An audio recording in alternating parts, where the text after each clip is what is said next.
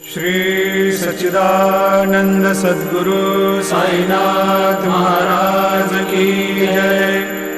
जोडोनिया कर चरणी ठेविला माथा, परिसावे विनंती माझी पंढरीनाथा।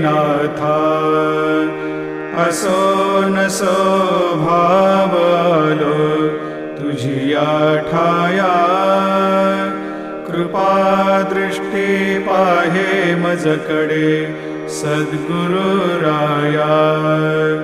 अखंडित सावे ऐसे वाटते पायी, सांडोनी संकोच ठाव थोडासा देई।